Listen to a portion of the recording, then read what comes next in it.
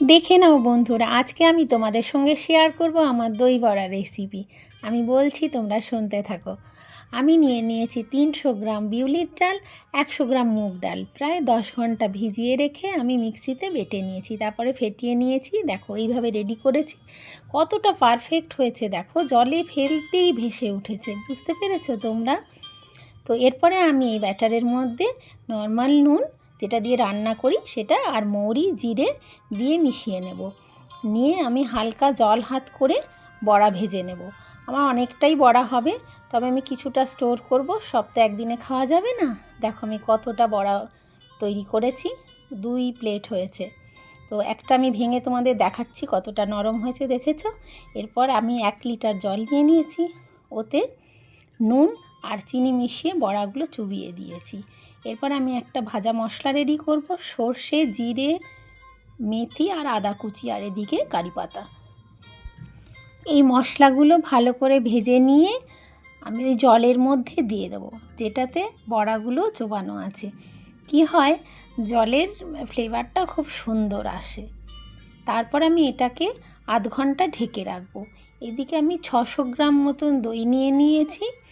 তো 600 গ্রাম দই আর তার সঙ্গে কিছু বরফের টুকরো আর চিনি মিশিয়ে আমি এটাকে ভালো করে ফেটিয়ে নেব। প্রায় 150 গ্রাম মতন চিনি লেগেছে।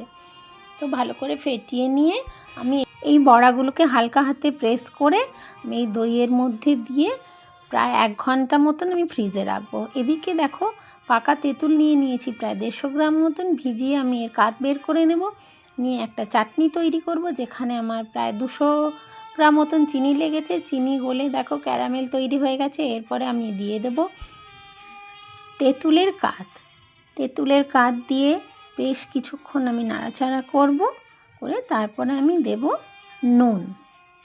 এটা হচ্ছে নর্মাল নুন যেটা। তারপরে দিয়ে দেব পিঙ্ক নুন। তো এটা দেওয়ার পরে দেব আমি কাশ্মীরি লঙ্কার গুঁড়ো, রঙটা ভালো হওয়ার জন্য। এটা হচ্ছে গুড়ের বাতাসা। তো দিয়ে নাড়াচাড়া করে দেখো চাটনি রেডি। এটা হলো গ্রিন চাটনি, যেটা আমি তোমাদের দেখাতে পারলাম না। তো এটাতে রয়েছে টক দই, ধনেপাতা, কাঁচা লঙ্কা, আদা কুচি, রসুন কুচি আর নুন দিয়ে মিক্সিতে পেস্ট করে নিয়েছি।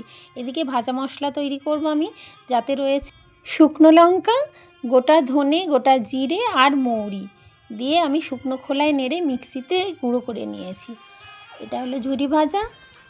ফ্রিজ থেকে বড়াগুলো বের করে নিয়েছি, নিয়ে এবার পরিবেশন করার পালা। দেখো আমি সব রকম চাটনিগুলো দিয়েছি, ওপর থেকে ঝুরি ভাজা দিয়েছি, দিয়ে এবার ভাজা মশলাটা ওপরে ছড়িয়ে দেব। তো দেখো যারা খাচ্ছে তারা কি বলছে। খুব সুন্দর।